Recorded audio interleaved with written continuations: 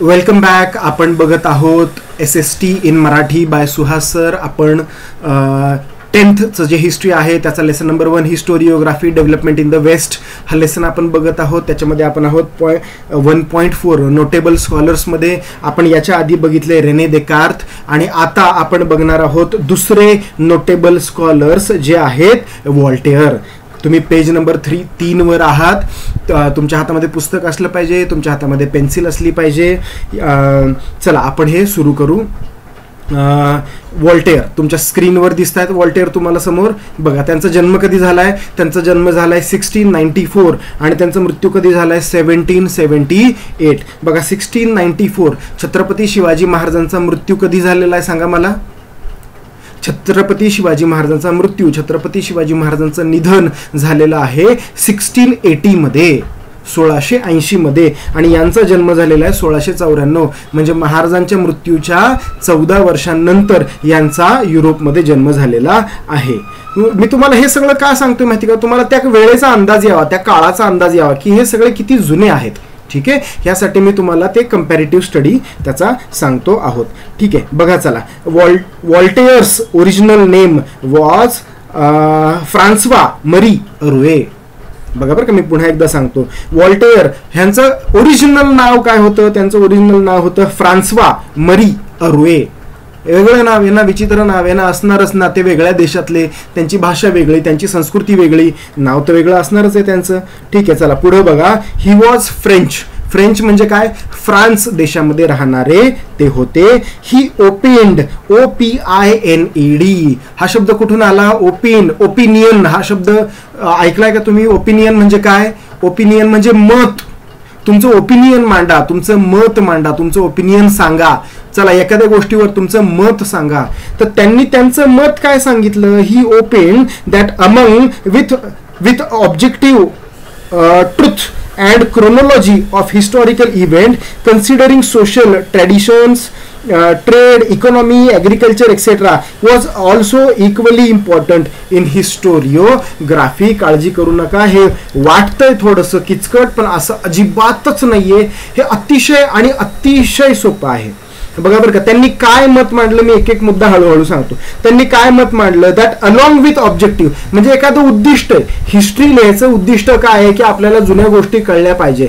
तर त्या उद्दिष्टासोबतच truth and chronology म्हणजे ते एक तर पहिली गोष्ट सत्य असलं पाहिजे. बरोबर आहे ना, ते सत्य असलं पाहिजे, त्याचे पुरावे असले पाहिजे. अँड क्रोनॉलॉजी, मी काल तुम्हाला क्रोनॉलॉजी शिकवलेली आहे. क्रोनॉलॉजी म्हणजे काय? कालानुक्रमानुसार काय काय घटना घडत गेल्या त्याला क्रोनॉलॉजी म्हणतात. बघा मी तुम्हाला काल एक साधं एक्झाम्पल दिलं होतं रामायणातलं. आपल्या सगळ्यांचं फेवरेट कॅरेक्टर राम. पहिले काय झालं? पहिले रामाचा जन्म झाला, त्याच्यानंतर तो मोठा झाला, त्याच्यानंतर त्याचं शिक्षण झालं, त्याच्यानंतर त्याचं लग्न झालं, त्याच्यानंतर त्याला वनवास झाला. वनवास झाल्यानंतर ते वनात राहायला गेले. नंतर सीतेचं अपहरण झालं. त्याच्यानंतर रामाचं आणि रावणाचं युद्ध झालं. हे सगळं काय? ह्याला म्हणतात क्रोनॉलॉजी. एकानंतर दुसरा, दुसऱ्यानंतर तिसरा, तिसऱ्यानंतर चौथा. हे तर असलंच पाहिजे.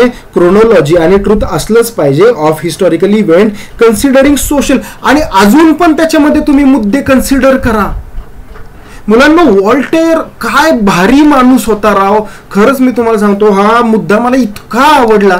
बघा तुम्ही याचा विचार करून बघा. क्रोनॉलॉजी तर सांगा, सत्य तर असलंच पाहिजे, पण त्याच्याबद्दल काय काय, त्याच्यासोबतच काय काय तुम्ही कन्सिडर करा. त्याच्यासोबतच कन्सिडर करा तुम्ही कन्सिडरिंग सोशल ट्रॅडिशन्स, सोशल सामाजिक परंपरा. त्या काळातल्या काय होत्या? त्या काळातल्या सामाजिक परंपरा काय होत्या? आता तुम्हाला माहिती का की लग्न करायचं वय काय आहे? मुलींसाठी 18 वर्ष, मुलांसाठी 21 वर्ष, किंवा माझ्या मते की दोघांसाठी पण आता ते 21 वर्ष असंच काहीतरी आहे. पण हे आजचं आहे ना. तुम्हाला माहिती का छत्रपती शिवाजी महाराजांच्या काळामध्ये सर्रास बालविवाह व्हायचे. छत्रपती संभाजी महाराजांचं लग्न ते 8 वर्षांचा बाळ किंवा 8 वर्षांचा मुलगा असताना झालं. सईबाई त्यावेळी 6, 7, 5 वर्षाच्या काहीतरी असतील. तर त्यावेळी बालविवाह हे एकदम कॉमन गोष्ट होती. त्यावेळेचं ते सोशल ट्रेडिशन होतं. किंवा अजून एक गोष्ट होती, त्या काळामध्ये बहुपत्नीत्व होतं. म्हणजे एका माणसाला 2, 3, 4 बायका करता येत होत्या. बरोबर आहे का? छत्रपती शिवाजी महाराजांना किती बायका होत्या सांगा बरं मला. छत्रपती शिवाजी महाराजांना किती बायका होत्या हे तुम्ही मला कमेंटमध्ये सांगायचं आहे. आणि जर तुम्ही त्या सगळ्या जणींची जर नावं दिली मग तर एकदम छान. ठीक आहे, चला हे आपल्याला त्यावेळचं समजून घ्यावं हा सुद्धा मुद्दा त्याच्यामध्ये आपल्याला समजून घ्यावा लागेल. त्याच्या पुढे काय अजून त्या काळामध्ये अजून काय सोशल ट्रेडिशन होतं. एक अजून ट्रेडिशन होतं जे चुकीचं होतं पण ते होतं ना त्यावेळी, ते म्हणजे सतीची प्रथा. हा, नवरा जर युद्धामध्ये मारला गेला तर त्याचं जे शव आहे, त्याची जी चिता आहे, त्याच्यावर त्याच्या बायकोला बसवून जिवंत जाळलं जायचं. सतीची प्रथा अतिशय वाईट प्रथा होती पण ती होती ना त्या काळामध्ये. आपल्याला कन्सिडर करावं लागेल ना, त्या गोष्टीचा आपल्याला विचार करावा लागेल ना हिस्ट्री मांडताना. हे बघा, हिस्ट्री तुम्हाला शिकायची असेल ना तर तुम्हाला इथं बसून शिकता येत नाही. तुम्हाला त्यासाठी शरीरानं नसलं तरी तुम्हाला मनानं त्या काळामध्ये जावं लागतं. ठीक आहे, ट्रेड आता त्या काळामध्ये कसा ट्रेड करत होते. हा, त्या काळामध्ये काय आपल्यासारखं फोन पे गुगल पे होतं का? नाही. त्या काळामध्ये कॅश तरी होती का? नाही. त्या काळामध्ये काय होतं? Barter system. बार्टर सिस्टीम म्हणजे काय? वस्तू विनिमय त्याला मराठीमध्ये म्हणतात. म्हणजे मी तुम्हाला काही 2 वस्तू देतो, त्याच्या बदल्यात तेवढ्या किमतीच्या तुम्ही मला 2 वस्तू द्या. बरोबर आहे की नाही? याला काय म्हटलेलं आहे? याला म्हटलेलं आहे बार्टर सिस्टीम. त्या काळातली इकॉनॉमी काय होती? त्या काळातली अर्थव्यवस्था काय होती? त्या काळातलं ऍग्रिकल्चर कसं होतं? त्या काळामध्ये काय मशिनरीज वापरल्या जात होत्या का? त्या काळामध्ये ऍग्रिकल्चरचं एवढं मोठं भरमसाठ प्रोडक्शन होत होतं का? होत असेल का? नाही.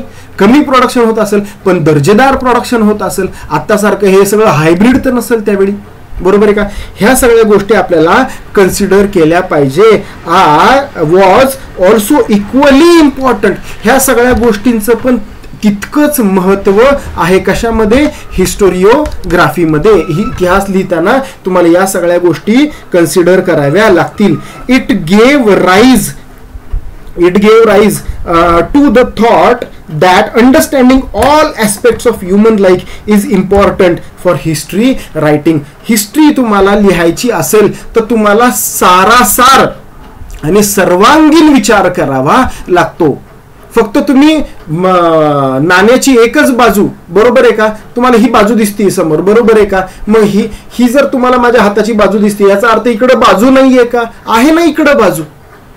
नाण्याच्या सगळ्या बाजूंचा, नाण्याच्या दोन्ही बाजूंचा तुम्हाला विचार करावा लागेल तर तुम्हाला व्यवस्थित हिस्ट्री लिहिता येईल. किती सुंदर गोष्ट बोललेले आहेत, किती प्रॅक्टिकली बोललेले आहेत. बरोबर आहे का? किती प्रॅक्टिकली बोललेले आहेत. पुढे बघा. Thus it is sed that Voltaire was a founder of modern historiography. Founder आहे ते, त्याला मराठीमध्ये म्हणतात जनक. जे सुरू करणारे, जे मॉडर्न हिस्टोरियोग्राफी सुरू करणारा माणूस है हा वॉल्टेयर. और उन्होंने बहुत फतेह की बात बोली है, 100 बात की एक बात बोली है. बरोबर आहे का? मला तर हा विचार प्रचंड आवडला. तुम्हाला वॉल्टेयरचा विचार कसा वाटला मला कमेंटमध्ये सांगा बरं. चला, मला तुमच्याकडून, मी तुम्हाला नेहमी सांगतो, मला तुमच्याकडून फक्त एकाच गोष्टीची अपेक्षा आहे आणि ती म्हणजे कमेंट्सची अपेक्षा. ठीक आहे, तुम्ही जेवढे कमेंट कराल तेवढंच मला कळेल की हे सगळं तुम्हाला आवडतंय का आणि तुमचं याच्यावर सगळ्यावर मत काय आहे. ठीक आहे, पुढचे जे नोटेबल स्कॉलर आहेत ते आपण बघणार आहोत पुढच्या व्हिडिओमध्ये. तोपर्यंत टाटा, बाय बाय.